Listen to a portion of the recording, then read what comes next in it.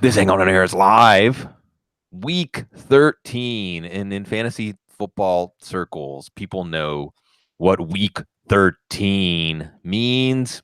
So we got Dr. Gene Bramall, Matt Waldman here to sort through it. And one that, even though it was just one game on Thursday night, you might have been expecting more points from Drew Brees or Michael Thomas or Mark Ingram or even Alvin Kamara. And now you know what you're up against. So we always get more information. We always get more information on the injury situations around the league from Dr. Gene. And I guess, Gene, what I want to start with is AJ Green. And there's two sides of AJ Green this week. One's the medical side and one's the situation. Let's talk about the medical side. He's not on the injury report. So should we take that as confidence that if you are on the fence about starting AJ Green, one thing that should not push you to the answer of no is the idea that he's going to go out there and pull a Sammy Watkins or otherwise not be the AJ Green that we're used to seeing?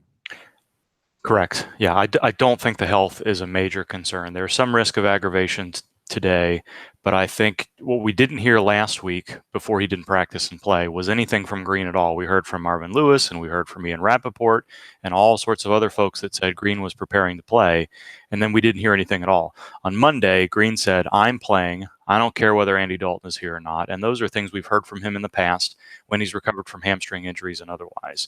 So that, plus the fact that he returned to a full practice by the end of the week, he's not listed on the injury report at all, pretty strongly suggests that maybe we don't see every single snap from Green today, but there's really not been any indication that we're going to get 15 to 25 snaps and, a lower number of routes run and him not being as productive as he could be. I think you're absolutely right. We need to consider what's going on with the matchup with Denver, what's going on with the offense and the lack of the, two of their three offensive tackles are not playing. Jake Fisher going to IR as the backup to Cordy Glenn, who's not going to play. And then whether or not Jeff Driscoll is going to be able to throw the ball downfield or not. I think that's the bigger concern for Green today than his health. Matt, before we jump into Week 13 Fantasy Football Outlook, I just got to ask you, because I know that there's a strong connection. I don't want to hit a sore spot, but were you surprised by how the Alabama-Georgia game went yesterday? No, not at all. I mean, it's pretty much. I mean, you look at it, and really, I mean, to me, I've said this for a couple of years, and it'll probably upset Georgia fans, but I'm not really a Georgia fan, so I think that they made a mistake to get rid of Mark Richt. I think that what they're trying to do is to beat Daddy by getting Junior, and Junior's never going to beat Daddy until Daddy loses his faculties. Yeah, and Daddy hasn't lost his faculties. It's just silly because you're trying to recruit in the same universe with the same type of team outlook and same type of makeup as Big Daddy, and you're not going to be able to get you're not always going to be able to get the same quality guys, even though they've come pretty close. But what Rick was trying to do was do it a little bit differently so that you could create a weapon there. But he lost in the big game, and that's what they were trying to avoid, is not losing in the big game. Well, guess what? You just got more achingly close. There you go. It happened again. It was incredible high drama. I mean, I will say that much better drama than my childhood team, the Pitt Panthers, created against Clemson. But let's talk about hopefully not losing the big game this week, Matt. Fantasy playoffs on the line, fantasy playoff seeding on the line, and I hope, by the way, public service announcement, that if you're not in the playoffs, that you're trying to play spoiler today. You're trying to give someone a black eye, because that's fun too. If AJ Green is part of your decisions today, because let's talk about the other side. Okay, we're clear on the medical side, Matt. What about the idea of Jeff Driscoll and the Denver defense? And speaking of Alabama, Andre Smith might actually play. We saw Andre Smith just get abused by Von Miller when he played them. It was the Denver-Arizona game was just a romp. So do these things give you pause, or do you say, come on, it's AJ Green? I mean, I think that you have to look at this and understand that what Driscoll's done, at least thus far this season, he performed reasonably well against the Cleveland defense. That's underrated. I mean, Cleveland gets pressure. They get pressure pretty consistently with a variety of players. And obviously, I think I'd stack Myles Garrett up against pretty much any edge player in the NFL and feel pretty good about that. And he handled that pretty well, showed that he could run a little bit. And you see what they were able to achieve with Tyler Boyd and with John Ross and guys like that. So I think that there's a little bit more of a possibility for AJ Green to have a good game. I think if you're in a 3 receiver set as a fantasy team, you're going to play AJ Green probably as your third guy. And I think that that's how you do it. Now, if you have to choose two guys, it may be a little bit more of a difficult situation. Maybe a player like Julian Edelman, who you would have chosen Green over pretty much easily. When you had a healthier offense, you might have a little bit more pause there. I know I'm certainly looking at that in certain leagues. So I like Green because he is a good runner. He's going to be where he's supposed to be. And maybe Driscoll has a little bit of a better arm, and maybe where he makes mistakes aren't necessarily under pressure. We'll see how that goes. But if I were AJ Green, according to our buddy Steve Volk, I would probably say to heck with Andy Dalton too. I'm actually looking forward to playing without Andy Dalton, but I know that's just Steve, our buddy Steve, Steeler colors showing. Yeah, I got my Steeler colors on too. Big game tonight. But really quickly, Matt, before we turn the page on Denver and Cincinnati, and now Denver, now we have the Denver run the table. The Giants run the table. Dream is over, but the Denver run the table. Dream is alive.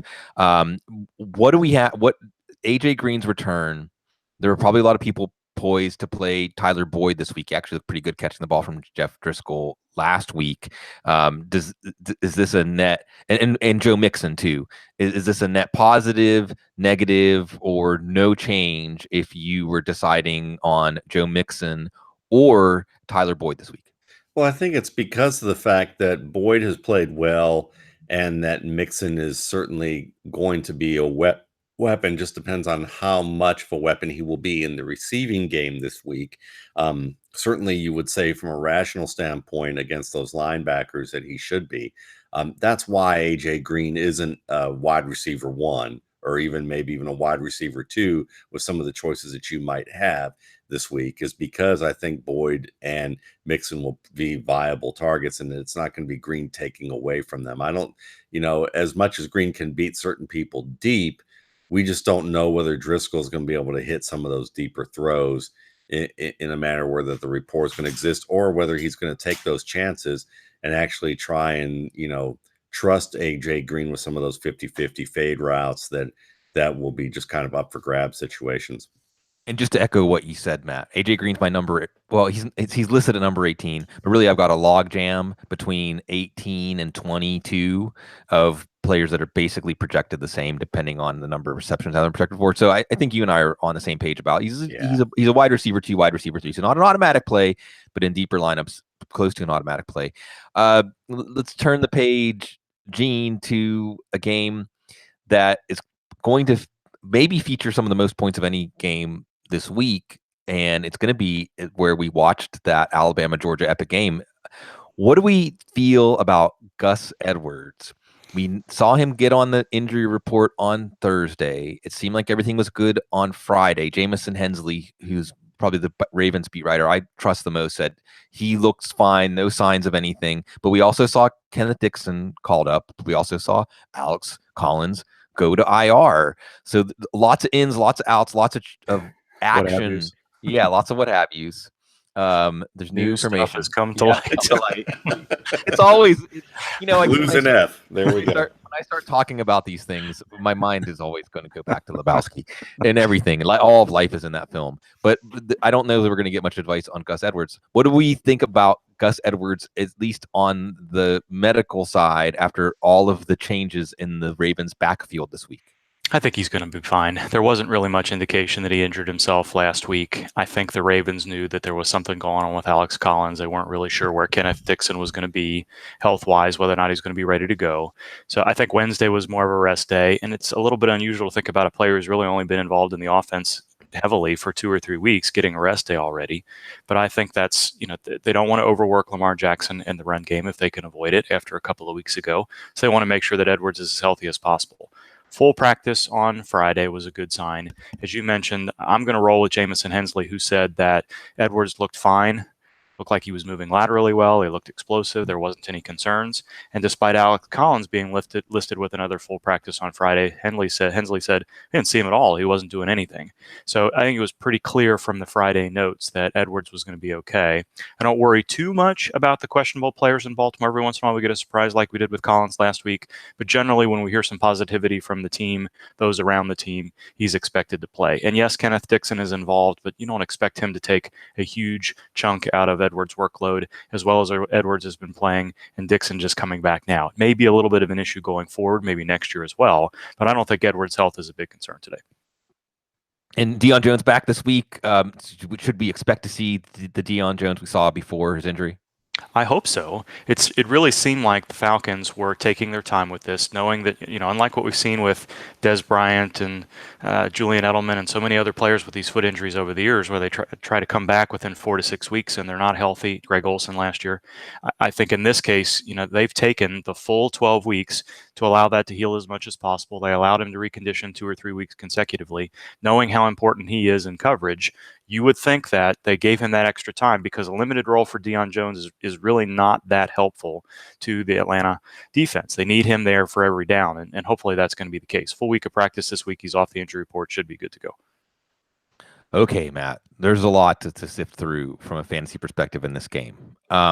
Let's start with Lamar Jackson, the man of the hour. I have him projected as my number 5 quarterback this week. I'm not going to say who my number 4 quarterback was, but the top 3 are Patrick Mahomes, Jared Goff, and Cam Newton. Those are easy, automatic plays, right? We can deduce who that was. Huh? Yeah, we know who number 4 was. I can understand. I would have predicted that too. Everybody, you got to play Drew Brees. How can you not check the box next to Drew Brees? But I have Lamar Jackson number 5. I have a feeling that this is going to be the week we see it's a game script and a matchup that's going to force him to be the fully realized, or as close as he can get to now, the fully realized run pass threat that we saw at Louisville. And it's, even though Deion Jones is back, it's still a vulnerable defense. And I still like his weapon. I still think he actually showed pretty good chemistry with Michael Crabtree and John Brown and Willie Snead and Mark Andrews to make me think, and if Ty Montgomery is out there, to make me think he's going to be able to take advantage of the weapons he has. Atlanta doesn't generate much of a pass rush. I'm really excited to play Lamar Jackson today. I'm very close to playing him over Kirk Cousins and home Ben in one of my leagues where I need a win to make the playoffs. I'm definitely playing him over Russell Wilson because the matchup is too easy at home for Russell Wilson to have a big fantasy day. Watch him have 4 passing touchdowns on 15 passes. But I'm really excited to play Lamar Jackson. Am I overselling him? To some people you are, but I think that Lamar Jackson's one of those situations where the fantasy community and football community at large sees Lamar Jackson in very different ways. They're so split on him that it feels like sometimes I'm listening to people's comments and it's like they're watching a completely different game than I am. And it's because they say things like, oh, he doesn't have chemistry with Michael Crabtree. Oh, he's not throwing the ball accurately. Oh, he's just a runner. Oh, he's playing a simplified scheme. And I'm sitting there thinking, okay, well, when I watched the tape, he, his two most inaccurate throws, yes, were to Michael Crabtree, but they weren't egregiously bad plays. They were throws that were a little bit off to the shoulder on one side on deeper routes. He was hitting deeper routes last week, and he still looked good from the pocket, being able to make plays and buy time, but do it in a way that Tom Brady would have been proud of. They weren't exactly run around and throw at things, but it just seems to me that some people are blinded by things that just make no sense, and they just see Michael Vick for reasons beyond football. So I look at this and I think, yes, you should consider Lamar Jackson pretty highly as no worse than the low-end quarterback one. But I understand, looking at the Atlanta defense, they're probably not going to be able to get a lot of pressure on him. I mean, Takk McKinley's pretty good, and Beasley hasn't had a great season. And Deion Jones is nice when you're going to maybe it'll limit our man Jackson on some perimeter runs when they run the option a little bit or the zone read some. But Deion Jones is still an overreactive player who misses angles on a regular basis, and these linebackers miss tackles. So I look at this, and Gus Edwards is going to run down their throat. And then when you look at Atlanta's side of the ball, their tackles and they have replacement guards, and their tackles have always been vulnerable to edge pressure anyway. And I could see this game going in a direction where by the third quarter they're down by 17 points, and Matt Ryan's been sacked about 8 times, and he reverts to his borderline David Carr-esque type of behavior at times, as good as he is. And this could turn out to be a major upset. But at the same time, if it isn't, yeah, you're right, Bloom. It does project most of the time as probably Jackson having to keep up with the Atlanta offense, and the Atlanta defense obliging. And Gus Edwards, I think that downhill running style is going to still, Deion Jones might have a lot of tackles this week, but it's not like he's going to have a lot of stops in the backfield. No, it's going to be those kind of tackles where he's catching Gus Edwards downfield, like whenever you're trying to walk the Rottweiler and it drags you down the block, So or the D train in the face. Yeah, yeah. Over and over and over again. And so really quickly, for people that are in deeper leagues and they're looking at John Brown and they're looking at Michael Crabtree, and they're thinking, I mean, they haven't really done much the last few weeks. Again, and this is where I'm doing what we should never do in fantasy football, which is projecting a trend to reverse in 1 week. But I feel like everything is set up for, at least ceiling wise. I mean, John Brown had a long catch last week, called back by penalty. I think it's within the range of outcomes for John Brown to have 5 for 150 and 2 touchdowns today. I think it's within the range of outcomes for Crabtree to have like 7 for 60 and 2 touchdowns today. Am I overselling this, or is this going to possibly be the week that a lot of people who've been saying things about Lamar Jackson as a passer walk it back, including the fantasy value of his receivers? No, probably not, because that's the funny thing about this is that Jackson's probably going to continue to be an even balance of run and pass. And you saw a slight uptick last week. You also see a slight uptick in mistakes. So he had 1 additional interception last week. But at the same time, he completed passes to 7 different receivers. I could see him completing passes to 8 or 9 different receivers this week, and it being a situation where he spreads the ball around a lot, but nobody in particular is someone that's worth projecting very high, because which tight end is it going to be? You never know each week. Is it going to be Hurst? Is it going to be Andrews? Is Boyle going to get a red zone look? Same thing goes with Chris Moore. Is he going to make a big play? Or are we going to see a steady diet of Brown and Crabtree when he does throw the ball? Or is he going to be able to check a ball down to a receiver and they make a big play? I think that with the Ravens and the way that Lamar Jackson has played at this point, I don't think we see any specific favorites or anybody that he's taking like big chances with. So, I understand where you're coming from. And if you're in a desperation situation, you might consider a guy like Brown or Crabtree just because they are going to have the most rapport with him on the outside and for big plays. But at the same time, this is a case where you look at those two and AJ Green, you say, oh, AJ Green all day long, so that's where it goes. Yeah, absolutely. No, without a doubt. And I'm talking about the leagues where, what's great is I made an analogy on the couch this week that fantasy football at this time of year feels like running a race through a minefield. And like sometimes you step on the mine, sometimes you're. Go ahead. I'll give you a couple. Dante Pettis, I'd start over these. Okay, yeah. The Ravens. That's a good example of a guy. Robert Foster might be a guy that I would consider if Xavier Howard isn't going to be covering him all day long. And he's a guy who's averaging like 4 or 5 points a game, probably in a lot of leagues, but he's had a couple of good big weeks. Those are guys that you might be considering over this tandem of Ravens, even though, like you said, it's a minefield. And that you might have to be looking on your bench on players that you didn't necessarily plan on starting. And I just think there's potential there. I wouldn't necessarily look at the last 2 weeks. Gene, not 2 weeks, 4 weeks, 8 weeks, even 10 weeks ago, we were looking ahead to week 13 and we circled that, Carolina's going to get Tampa Bay. Yeah. And this, trying to project this Carolina passing game against the Tampa defense is something that's going to cause the scales to tip one way or the other for people.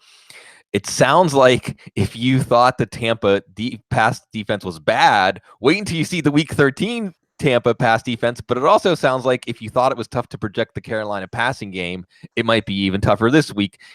What have you gathered this week on the Tampa secondary and the Carolina wide receiver core? So I think all of the Carolina receivers are going to play. Greg Olsen really hasn't been himself necessarily. The connection hasn't been there. He's not been as explosive, but he's been playing. So that's something. Devin Funchess, when he was listed with a personal issue as well as the back problem on Wednesday, there was some suggestion from the local media that maybe him getting straightened out, whatever he needed to do away from the team, was more of the reason for the DNP than the back injury. But he was said to not be moving well last week. As the week went along, even though he did a little bit more in practice, it's become evident that he's probably not fully healthy yet. And Ian Rappaport reported overnight that the team wants to ease him back in and bring him back a little bit slowly. So I don't think we're going to see Funchess full time, but that throws an entirely different wrench into the picture. You kind of knew what you were going to get last week with Funchess out in terms of how many snaps Samuel was going to get, whether or not they were going to try to work Torrey Smith in a little bit more or not. So I still think we're going to see Samuel and Moore play a role there. How much Smith is able to play sound like he really shouldn't have played last week and then did, but then fully practiced this week. So your guess is as good as mine, probably better than mine as far as deciding how that is going to shake out in Carolina. Tampa Bay secondary, MJ Stewart is still out. Carlton Davis isn't going to play. They are going to get Justin Evans back a little bit at safety, but the cornerback issues are several. And we saw Jason Pierre-Paul play effectively through his injury last week. He practiced a little bit more this week, so that should be a little bit of a non-issue. Levante David is coming back, probably. That's the expectation, but whether or not he'll play every down still remains to be seen. So tons of issues at every level on the Tampa Bay defense. I think you would err obviously on the side of thinking that the Carolina offense is going to be productive. Who it goes to is a different situation. Might be Christian McCaffrey all the time again, despite the fact that there's 5 other options, though, right? Right. I mean, that's the thing. For once, the coach speak actually has really bore out with Christian McCaffrey. So, Matt, and really quickly, Gene, Deshaun Jackson out today, and maybe that give us some clarity, not just for this week, but going forward in the Tampa passing game. Yeah, I think so. It was a little bit surprising that it came this week instead of last week. Last week was the week that Jackson saw the specialist and then was okayed to play anyway.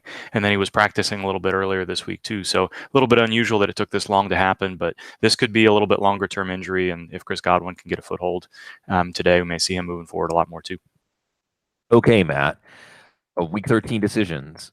If your week 13 decisions involve DJ Moore or Curtis Samuel, I guess with Devin Funchess, the word being that he's going to play a limited number of snaps. I mean, that plays into the Curtis Samuel and DJ Moore decisions.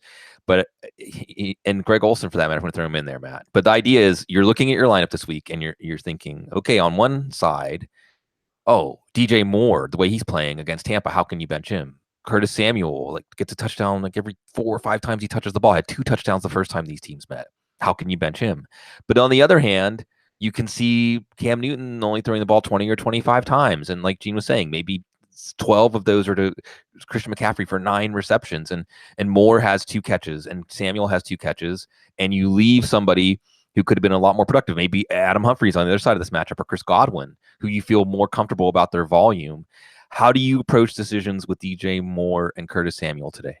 I think you start Moore no matter what because he's really their best receiver on the field. And while Samuel has outpointed him in touchdowns and has actually outpointed him in fantasy leagues recently, he is very touchdown dependent. And he's also the player that tends to be on the bench when Smith is back on the field.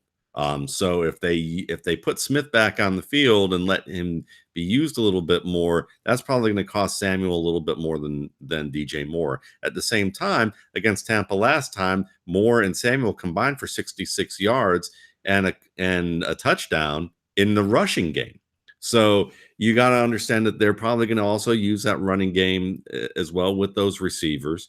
And while McCaffrey had a good day, against Tampa 3 weeks ago, it wasn't the monster day he had against Seattle. I mean, he had 2 touchdowns again, but it was just a little bit under that level of what Seattle had, but it's still a great week.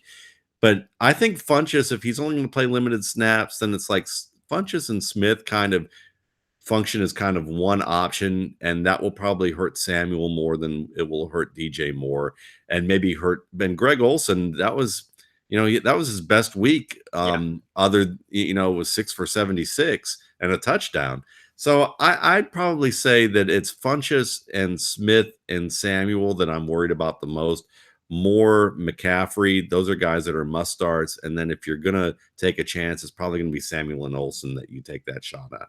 And what about on the other side? Because every time I look at Adam Humphries, now that Deshaun Jackson's out, and again, going back to that first matchup now, it was Ryan Fitzpatrick. But in that first matchup, James Bradbury did a number on Mike Evans. Dante Jackson did a number on Deshaun Jackson, and it was actually O.J. Howard catching 2 touchdowns, which, we can put a little footnote in here about Cameron Brate, and Adam Humphries catching 2 touchdowns. And Humphries has been better with Jameis Winston anyway. So if we're worried about the Fitzpatrick to Winston, I have trouble because it's Adam Humphries, and I'm not taking anything away from Adam Humphries because for dynasty players out there, by the way, he's only 25 years old, and he fits very well in what the NFL emphasizes right now, and he could easily be an 80 or 90 catch person in the right offense. Maybe this is the right offense. Anyway, I get closer and closer to almost feeling like Adam Humphries is a player that is near a must play, and then you get to Chris Godwin with Deshaun Jackson out. Now he will be facing Dante Jackson, who's been an outstanding rookie corner this year. But if we project James Bradbury, I think we've talked a lot about Mike Evans, Matt, as not the most nuanced receiver, not necessarily a receiver who is always playing the game within the game. And if James Bradbury was able to stick to him a few weeks ago, I don't expect that to significantly change, which again points to Humphries and maybe Brate and Godwin if he can win that one-on-one matchup. I just keep circling back to the idea that Adam Humphries could catch 10 or 12 balls in this game. Am I crazy?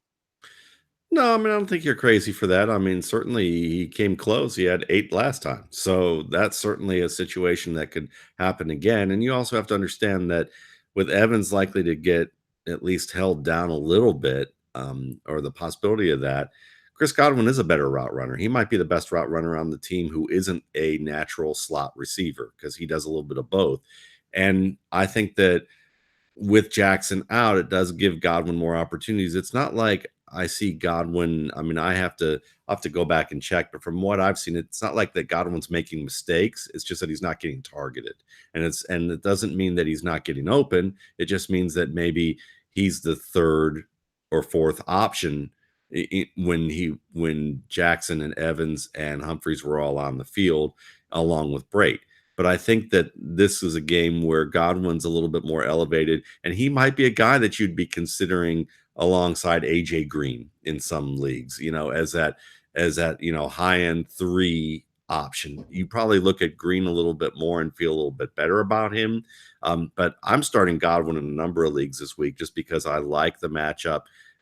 Because like we've talked about with Carolina's corners, they are quick enough, they're young enough, they can stick with a guy who may not have a lot of nuance like Mike Evans, who's pretty much the type of route runner he is if you press him and stick close to him and you're not going to get out physical, he's not going to be able to he's not always going to be able to win.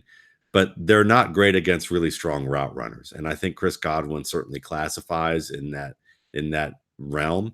So he is a guy that I would definitely feel good about starting especially in a 3 receiver league. This is going to be the NFC South games between 2 NFC South teams because we saw what Dallas did to New Orleans. They're going to tilt a lot of fantasy matchups one way or the other. Gene, another player that's going to tilt fantasy matchups one or the other. And year after year, and we're not going to use the term injury prone, but there are certain players that we get a tick or an emotional obstacle to totally trusting because it seems like every year we can't get through the year without there being some injury drama that gives us indigestion, and that player is Stephane Digs. Now, he said he was going to play in week 9, and he didn't. And he didn't get in limited practice on Friday that week, and there was also the bye coming up after that week, and they were also playing Detroit. This is a little different. They're playing New England. There's no bye next week to let him get 2 consecutive weeks of rest. It's a different injury than that rib injury, so that also adds into this. And it's at least there's 4 late games and the 2 night games, so there's 6 games of players to have on of your roster to hedge Stephane Digs. How likely is it that you're going to have to use your hedge, and how likely is it that you'll wish you used your hedge today? I don't think you're going to need to use a hedge. I think he's going to play. We got a pretty good report even before Friday, before that return to limited practice. Some of the beat writers in Minnesota were saying that Diggs was going to be able to go, and then that was backed up overnight by a tweet from Ian Rappaport that said that Diggs was going to play. He's been seen with a wrap on his knee, which suggests that it's probably not a structural injury like a ligament or something else going on there. We don't know if he's just got some lingering issues over time or whether or not there was something that happened. He played almost every down last week and pretty effectively, so that's also reassuring. Whether or not you're going to think that you wished you used a hedge or not, there's really no way to know about that. I would generally think that even though both of these defenses, Minnesota's recovering, New England may be a little bit better as the no-name defense kind of moves along there. You would think that this would be more likely to be a higher scoring game than not, which would bode well for Diggs. The cornerback and secondary in general is not the strength of the New England defense. At least it's inconsistently good. So I think in general you can expect Diggs to play, but Adam Thielen, the offense is going through him right now. Dalvin Cook is healthy. Projecting Diggs' targets on a game-to-game basis anyway has become a little bit difficult, but I don't think the health is a huge concern, but without knowing specifically what the injury is, we don't know the risk of aggravation or him needing to miss some time. So I'll let you guys talk about the matchup and where to go from there. Before we sift through the many angles on this game, Gene, I want to touch on a couple of more things with you really quickly. We do know Xavier Rhodes' injury, and we do have a lot more specific and pessimistic news on him, and this is weighing into whether you're going to play Josh Gordon today. So give us the Xavier Rhodes side of that decision. I think this is one of those situations where Minnesota is trying to convince everybody that Rhodes has a better chance to play than he actually does. Now, we've said that in previous weeks as well with his ankle situation, and then he's been active and played, but missed snaps, missed series, has not been effective as usual. He did not look good at all, I thought, against Davante Adams a couple of weeks ago, and a lot of it has to do with Adams and Rodgers, but it's still a notable data point. And then not being able to practice much at all until Friday. The Vikings can say what they want, but I think if Rhodes plays, he's not going to be close to his usual self. And Rex Burkhead. What do we do when we are looking at Rex Burkhead today, not as an option to plug in, but when we have to decide about Sony Michel and James White?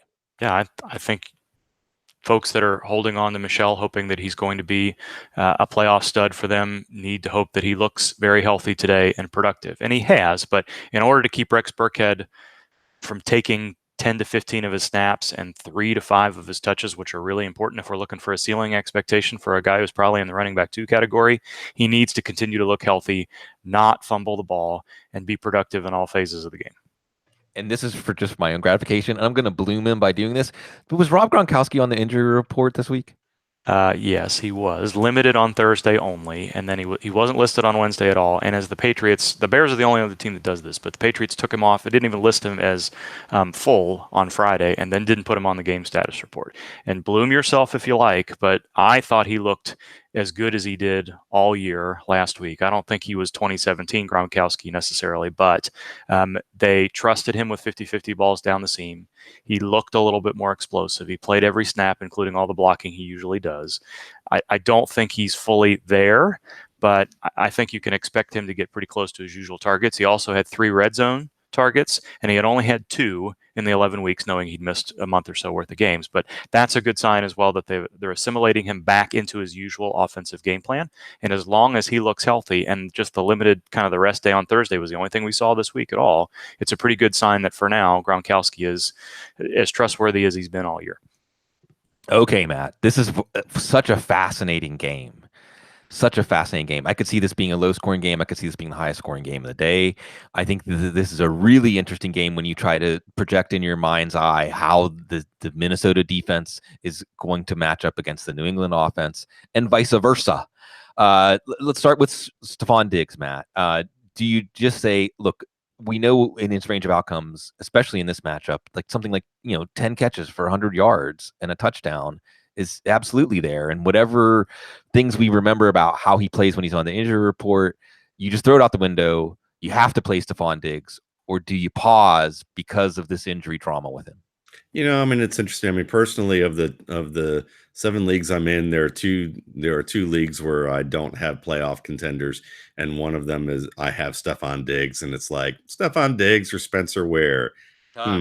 Which one should I go with there? And I've chose Spencer Ware just because until I was waiting for Gene to kind of confirm what's going on here. But I can certainly see how Stephane Diggs will have a good day, especially against New England's defense, which when you really look at their opponents and who they've dealt with and who they've given up yards to, they may look better than they really are. They're kind of a paper champion of pass defenses. So I think Stephane Diggs is really in store for a good day if he's healthy enough to go. So you're just going to have to take a deep breath and trust the fact that he's healthy enough and let him go. And I think that that's what you do, unless you feel like you have a better upside play, or like me, you have a team where he's on that you just don't really care, and you're going to play somebody that you like and see what happens. Well, and I think Spencer Ware, just really quickly, since we did this little sidetrack on Spencer Ware, I have him as my number 9 or 10 running back this week. Chances are, if you have Spencer Ware, you should play Spencer Ware. Yeah, that's not me saying that Stephane Diggs is a bigger injury risk than otherwise. I think he's going to play and likely see targets, but there's not a lot of players that you're going to play ahead of Spencer Ware today, I wouldn't think. No. Well, and with Diggs, it's just that we have a history of when he's on the injury report, he actually is limited in his effectiveness, and that just casts a shadow. But just to touch on what you said, Matt, yeah, we could see. I don't think the New England has played very many good offenses this year. No, Miami and the New York Jets, and when you have that steady diet, I mean, they got the good version of Keelan Cole, exactly. We saw Jacksonville. We've seen this year Tennessee do whatever they want against them. Detroit do whatever they want against them, and Jacksonville these aren't a murderer's row of offenses. What good offenses? Well, they played Kansas City and gave up 40 points. So. And the slot too, and the thing is that Stephane Diggs also plays in the slot a lot of times. Him and Thielen trade off in that, and that's a big weakness for the Patriots defense. Yeah, so I think that Minnesota's offense could be at or near its highest range of outcomes today. As part of that, Matt, this is tough. And one of the things that's really interesting about how the complexion of this fantasy football season has gone is we actually have it's week 13, and we have an overabundance of running backs. I'm getting a lot of questions of like, which out of these 4 running backs I have to sit one, which one do I sit? Not which one do I play, not which one do I have to put into my lineup this week, but which one do I sit? Because we've had so many running backs emerge in the last few weeks. Lamar Miller's come back. There's Josh Adams, which we'll talk about. There's Gus Edwards. There's Matt Breida is back. Marlon Mack we'll talk about. There's a lot of running backs you're looking at, and one of them is Dalvin Cook. And I'll tell you this. When I saw Dalvin Cook touch the ball last week as a receiver, that's the Dalvin Cook that I was taking in the late first, early second round, and I hope to get. But John DeFilippo is not using him like that important of a player. These are really slow New England linebackers. I'm thinking back to the Steelers Panthers game when they would just throw the ball to Christian McCaffrey out of the backfield. Vince Williams just couldn't keep up with him, and I'm thinking, who's going to keep up with Dalvin Cook? But we also have the variable of John DeFilippo not using Dalvin Cook in that manner, like the way that Carolina is using Christian McCaffrey. What do people do with Dalvin Cook today, Matt? I think that basically you use him as a flex. If you can use him as a third running back, then you might take the chance with him there. And that's the biggest question mark is, but I think that you look at teams that used to run the ball a fair bit or want to run the ball a fair bit. And when Minnesota played teams like, Arizona, who wanted to run the ball to David Johnson a fair bit, even if they didn't do it very well. New York Jets wanted to run the ball a fair bit with Crowell. The New Orleans Saints, who run the ball as much as anybody. When those teams, you saw Murray actually have some pretty nice work in terms of workload there while Cook was out. So I think that we could see, Detroit, they weren't running the ball very well at that point. I think that's the game that Kerryon Johnson either went out or was about to. And then I think looking at it from that perspective, I think that Cook has a chance to have, that 13 to 17 touch day, and he gives you that flex upside, maybe running back 2 upside. And he, of course, has that big playability where you never know. So he's not an automatic, but at the same time, if you're considering guys as a flex plug-in who are kind of waiver wire additions, then Cook's probably going to be above most of them.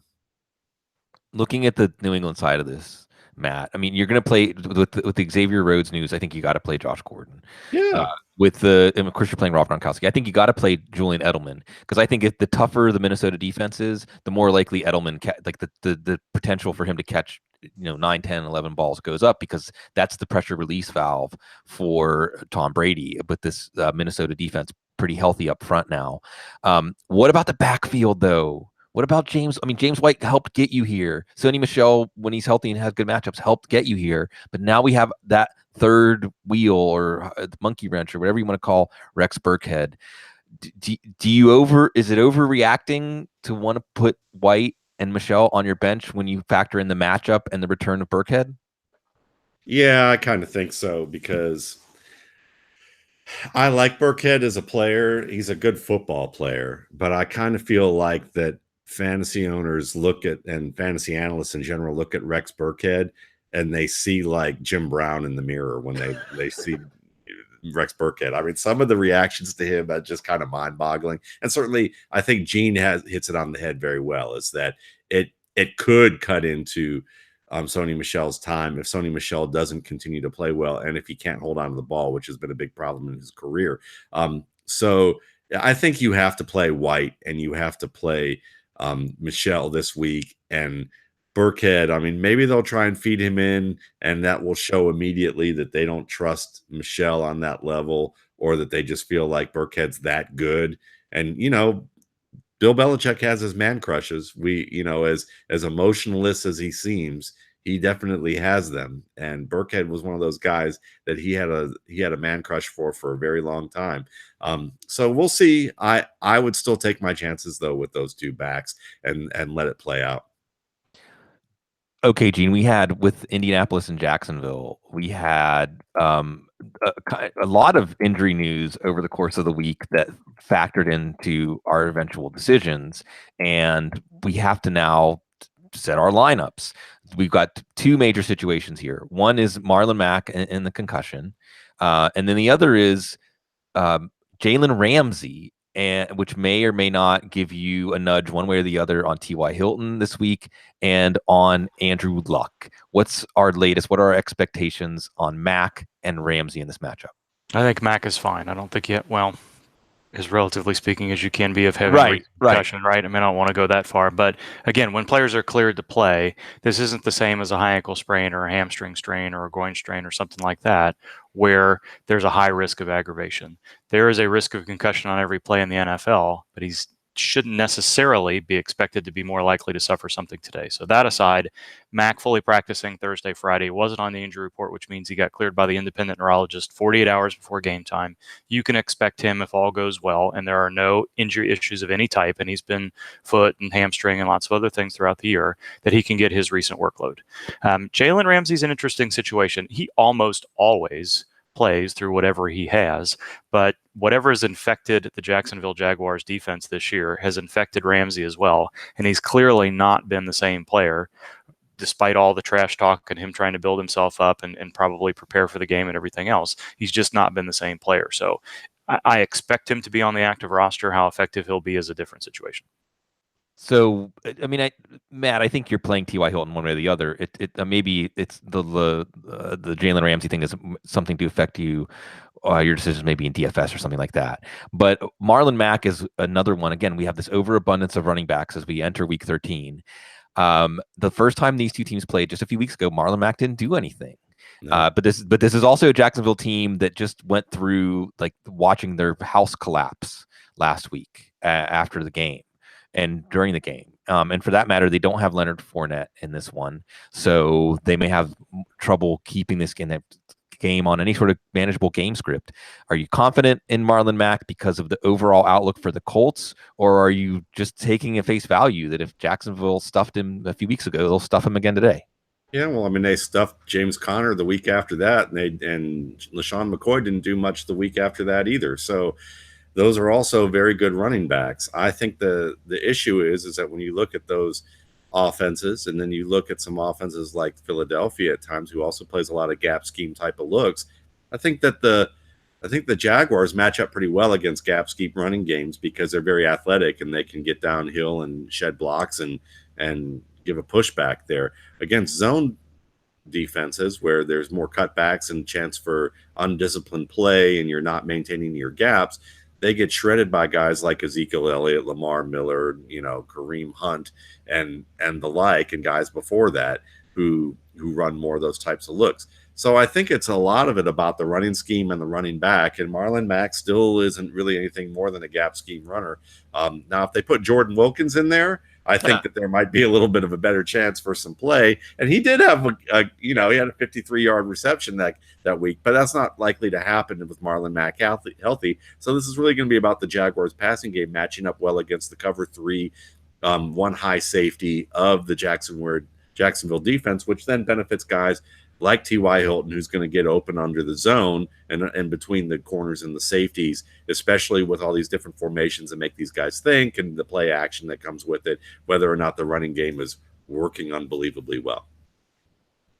Turn the page, Gene, to a player that we've had a lot of injury drama with, and there's the fantasy layer, but from a medical layer, are this week at least is Doug Baldwin out of the woods on the injury issues that have plagued him lately? Yeah, let's see if I can get this one right this week.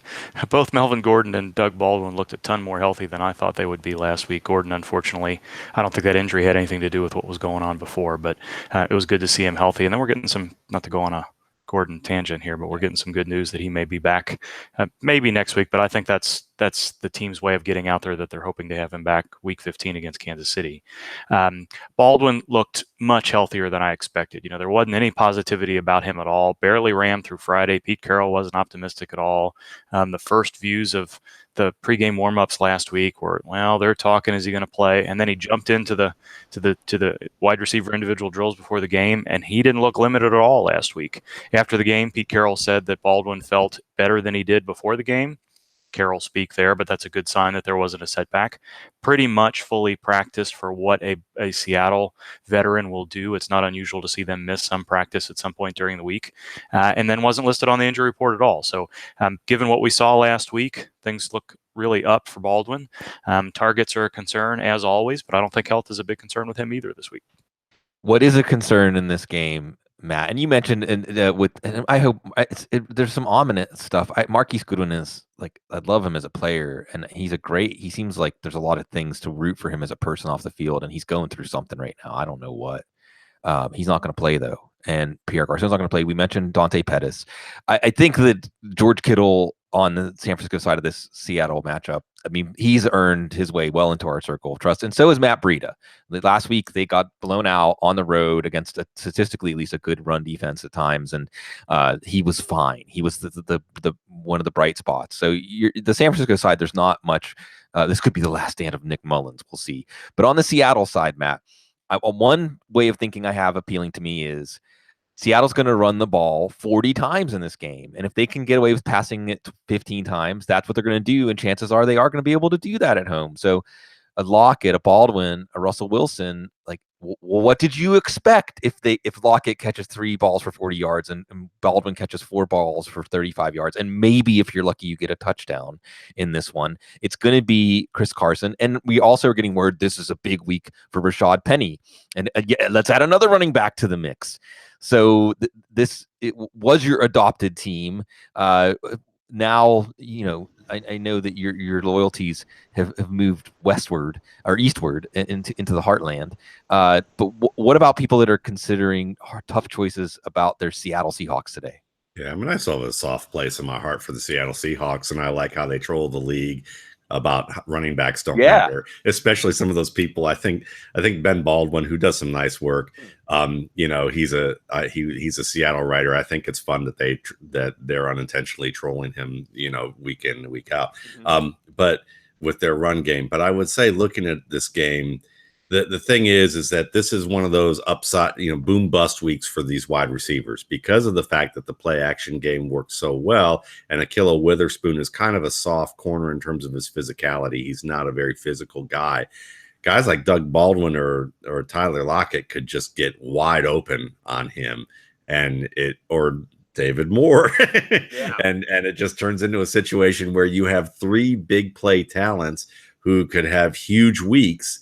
And when I say huge, more like they can have a huge play, and each one of them could have a huge play and then not much else after that. So it's a really difficult lineup to really choose from when it comes to that receiving core. But yeah, the running game also is one of those situations where you probably rely on Carson, and then it's a split between Penny and Mike Davis. And, Penny's got that more big play ability because he can reverse field and do all that, but he's not a very good inside zone runner. We've established that recently, that's something he struggles with. It's become a staple of their run game, even though they run a lot of gap schemes too.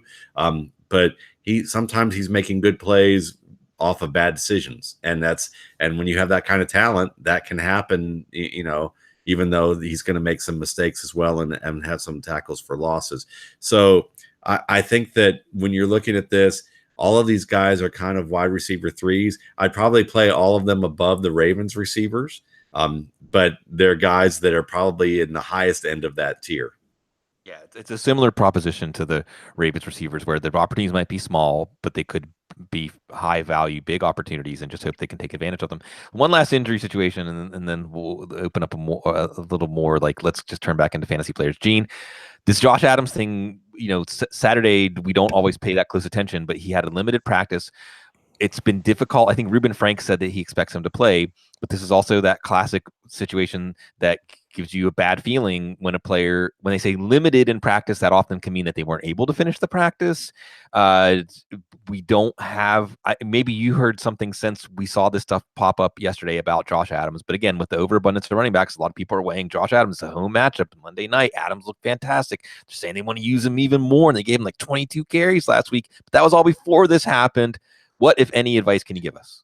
Not too much. We did get a note just a few minutes ago from Mike Garafolo that said Adams is quote unquote on track to play tomorrow night. So there wasn't a lot. There are a lot of good media members in Philadelphia, and they didn't have a lot Friday night suggesting that Friday was the issue and Saturday was limited, or that there was something big and concerning about Saturday. Philly's a big enough media market that I think we probably, even though Adams isn't necessarily an established veteran player that everybody's digging for information on, that's an important enough situation that I think we would have heard if there was something multi-week and threatening. So it's a day-to-day situation. It's a let's see how you feel through the day deal.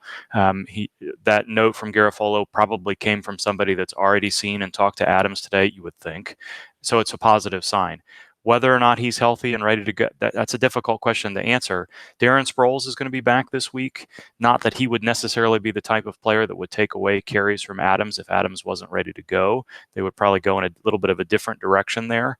But it would be nice to hear something a little bit more positive. So if you feel like you have to use Adams, I don't know if there are any available hedges there for you or not. Maybe Sproles is the option. If he's not, then just Corey Clement looked. Corey Clement looked. Yeah. Chris Thompson's going to be back this week. I mean, I'm just throwing it out there for people that are waiting.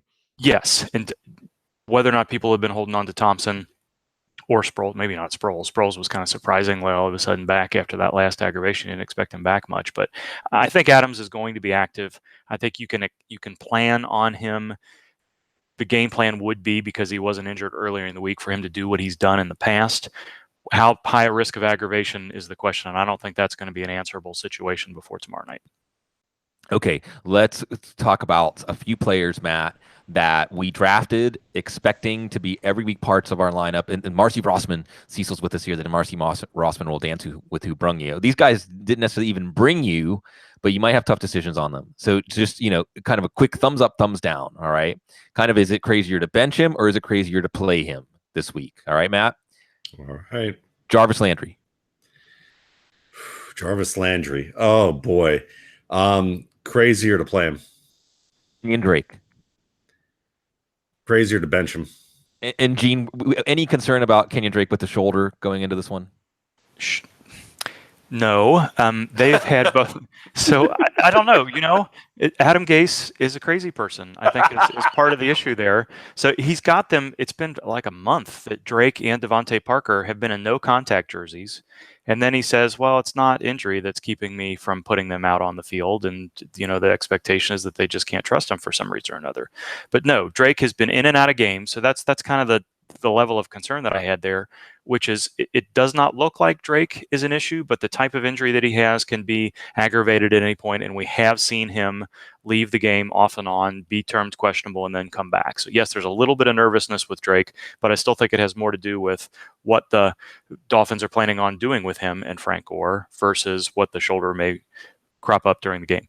Adam Gase is a new school helicopter parent who doesn't believe in free range parenting. No, and also, I this is one of the first times I've ever seen in all the years we've been doing the show together, Dr. Dean just come out and say someone is crazy. So I think And then that's and then- meaningful. That's and then meaningful to me. And then he brought up Pete Carroll as saying something negative and doubtful about a player, which was also like earth shattering. Yeah, it's two in one day. It's big. Week 13. It is week 13, and we got a couple more. Really quickly, last one, Matt, and then I'm gonna ask each of you more from a fantasy perspective, personal question. But for last one, is it crazier to play or bench David Johnson today? I'm gonna say bench. Crazier to bench. Yeah, that one's really tough because of the matchup on the road at Green Bay, and Green Bay plays really well. Okay, Gene, I know every single one of your teams is going to be in the playoffs, but you're playing. You know what? They actually might be. Crazily enough, they might be. There's one that I think is probably not, but I think I have just 7 this year. It's down way because Sig's making fun of me because I pretty much orphan my teams, and when anybody sees a transaction for me, it's the equivalent of something very good happening for Bloom. In the past month, you've been like, "Oh, I'm winning. Let's make some transactions." Yeah, that actually happened this year. Wait a minute, this team is 8-1. I knew it was okay, but I was just putting in my lineup every week and making transactions for bye weeks. And oh my gosh, that's the best team in the league. So do you have any decisions or players or things that as we go down to game time that are bothering you? Let me go check my teams. That's pretty much what happens. Yeah. No. I've been fortunate enough as an RSP deputy to have plenty of Spencer Ware to have some decisions this weekend. As I said, generally, if I had Ware, I'm plugging him in. I'm not too worried about that situation overall. I think the Oakland matchup is enough to mitigate whatever difficulties may be felt by the offense in transitioning to Ware. And Ware's been a player for years that Andy Reid has been successful with. So I think that's a pretty easy decision to make. I had a couple of Kiki Kuti decisions to make, but I just don't see him. No. He's said in the past that he's not going to play if he's 100%. He's being called a pregame warm-up game time decision, so you just don't see him effectively making it through a game. So no, not really. I've been one of those fortunate folks that have had a number of good running backs to work through, and then have just been picking and choosing from high upside wide receivers, kind of like what Matt's talking about with Chris Conley and Chris Godwin and others. So not too many. I've been happy to see Gronkowski healthy again. So I think so far I've been a little bit lucky in those decisions. So not too much. More so on the defensive side, and that's because, as I'm sure you guys have been talking about on Wednesday nights, the landscape among the linebacker core, although there's not a lot of injuries necessarily this year, there's a few. Just we are clearly in the age of specialization in the secondary, and you can forget about finding too many players that are every down guys at this point. Really quickly, Gene, from just a football perspective, did it warm your heart? Were you among the people like Teddy Bruschi saying, "Thank you, Dallas, for the way they showed defensive football can slow down fast break football on Thursday night"?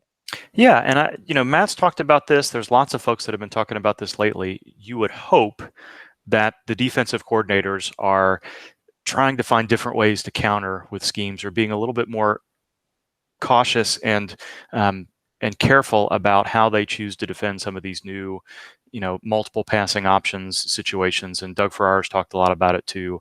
Saw some of that from Dallas last week. Hopefully we'll see more of it from some other teams. Not that we don't all like offensive football, and that, the Rams Chiefs game a couple of weeks ago was really fun to watch, but it would be nice to see the defense make some big plays, and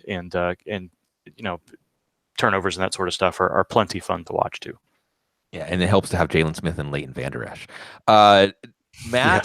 Matt, really quick, just touch on this before I give you your chance to talk about anything that is nagging you at decision-making time right now.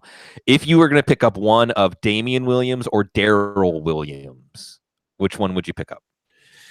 Now, Damian Williams, because he's more versatile, he's more experienced, and he's a player that can give you a little bit more in the pass blocking receiving game. He'll play the Charkandrick West to Spencer Ware from a couple of years ago, if Ware's healthy enough to go. Darrell Williams is more the long-term play because he's got sweet feet. He's a big back. He's strong. He's got good vision, and he can run multiple various schemes in a way that Damian Williams doesn't play to his speed.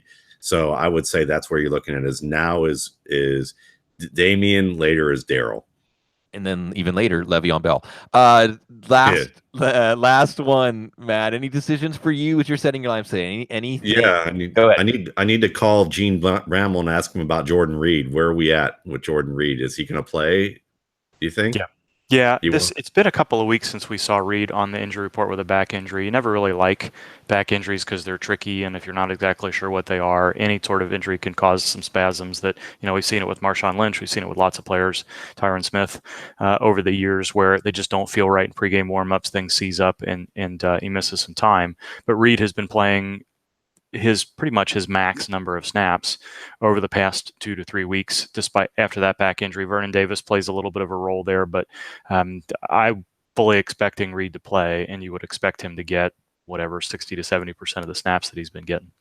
Yeah, the one team of the 5 that probably hasn't clinched or may not clinch, I've got 2 actually that are kind of on the bubble. One is our staff league, now that Gene Bramwell beat me last week like a drum, and I didn't have Patrick Mahomes to save me even to get close.